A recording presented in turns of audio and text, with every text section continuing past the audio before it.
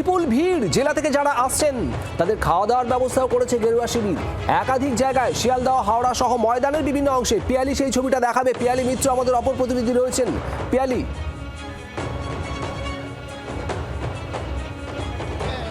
একেবারেই দেখো, এই মুহূর্তে আমরা একেবারে বাবুঘাট সংলগ্ন এলাকায় রয়েছি। প্রচুর বাস এখানে দাঁড়িয়ে রয়েছে বিভিন্ন জেলা থেকে। পশ্চিম মেদিনীপুর, পূর্ব মেদিনীপুর, বর্ধমান, বিভিন্ন জেলা থেকে হাজার হাজার বিজেপি কর্মী সমর্থক তারা এসছেন।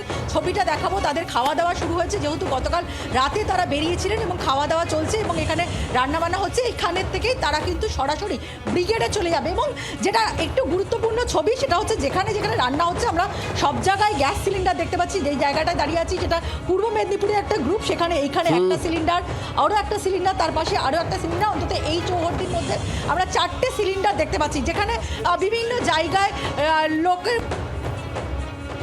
কথা বলবো আমরা দেখতে পাচ্ছি। অবশ্যই আপনাদের যারা কর্মী সমর্থক আসছেন তাদের খাওয়া দাওয়া, কিন্তু এত সিলিন্ডার কোথা থেকে পেলেন? সিলিন্ডারে আকাল পাওয়া যাচ্ছে না, সিলিন্ডারের বর্তমানে কোনো আকাল নেই। এটা একটা গিমিক। এটা আমাদের কেন্দ্রীয় সরকারকে একটা অপপ্রচার করার জন্য এই জিনিসটা করা হচ্ছে। কারণ আমরা তো যেরকমভাবে সিলিন্ডার পেয়ে থাকি, আমরা নিজেরাই ম্যানেজ করে আমাদের বাড়ির থেকে আমরা নিয়ে এসেছি। প্রত্যেক আমাদের যারা বিজেপি কর্মী আমরা যারা আছি, আমরা প্রত্যেকের বাড়ির থেকে সিলিন্ডার ব্যবস্থা করে আমরা এখানে নিয়ে এসেছি। এবং এখন কালকে তো আমাদের পার্লামেন্টে আমাদের প্রধানমন্ত্রী বললেন যে আমরা 2.5 দিনের মধ্যে আমরা আবার বুক করলে পরে সিলিন্ডার পেয়ে যাবে। অতএব সিলিন্ডার নিয়ে যে মিথ্যা একটা প্রোপাগান্ডা যেটা তৈরি করা হচ্ছে বাংলার ক্ষেত্রে বিশেষ করে, এটা সম্পূর্ণ মিথ্যা কথা।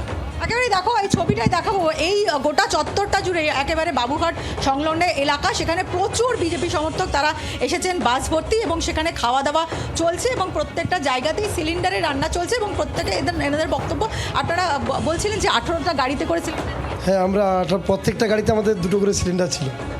এখানে আপনারা তো দেখছেন যে আমাদের পূর্ব মেদিনীপুর, বাঁকুড়া, পুরুলিয়া এবং গড়বেতা আর পশ্চিম মেদিনীপুর আর ঝাড়গ্রাম থেকে আমাদের প্রচুর বাস আসছে। 4 থেকে 5 হাজার বাস আসছে। সবাইয়ের বাসে আমাদের সিলিন্ডার আছে। আমাদের লোকাল ডিলারের কাছে আমরা পেয়েছি, যারা বাড়িতে থেকে থাকে নিয়ে আসছেন, ব্যবসায়ীর কাছ থেকে নিয়ে আসছেন, রিটেলার থেকে নিয়ে এসেছি। সাধারণ মানুষ তারা অনেকে বলছেন যে তারা পাচ্ছেন না, লাইনে দাঁড়াচ্ছেন, অথচ আপনারা বলছেন এত সিলিন্ডার আপনারা নিয়েছেন ডিলার। এটা ভুল ধারণা, ওরা মমতা ব্যানার্জির ভুল ধারণা। আমরা জানি জনগণ এই 26-এ ওনাকে জবাব দিয়ে দিবে। আজকে আপনারা তো লাইভ করছেন, অবশ্যই দেখুন। বাবুঘাট থেকে আরম্ভ করে পুরান ইডিয়ান থেকে আরম্ভ করে সল্টলেক থেকে আরম্ভ করে প্রত্যেকটা জায়গায় আমাদের কর্মী সমর্থক যেগুলো সবাই গেছে, আবার তো 4 থেকে 5 লক্ষ, এখনও 5-6 লক্ষ আশেপাশে আছে। দেখো, সেই ছবিটা আরও একবার দেখাবো। শুধু আমরা একটা জায়গায় রয়েছি, যদি একটু ওনারা সরে যান। এখানে পরপর কিন্তু সিলিন্ডার দিয়েই রান্না হচ্ছে এবং তাদের বক্তব্য যে সিলিন্ডারের কিন্তু কোনো আকাল নেই, এটা ওনাদের বক্তব্য। ওনারা অনেক বিজেপি কর্মী সমর্থক তারা তাদের বাড়ি থেকে নিয়ে এসছেন, কেউ বলছেন ডিলারের থেকে নিয়ে এসছেন এবং ডিলারের একেবারে নির্দিষ্ট বুকিং করে তারা নিয়ে এসছেন, এমনটাই জানাচ্ছেন। ফলে সেই ছবিটা একদিকে কর্মী সমর্থকদের মধ্যে উচ্ছ্বাস, তারা খাওয়া দাওয়া করে রেডি হচ্ছেন, এখানে মাংস ভাত রান্না হচ্ছে এবং প্রধানমন্ত্রী নরেন্দ্র মোদী তিনি আজকে পরিবর্তন সংকল্প সভা থেকে কি বার্তা দেন শোনার জন্য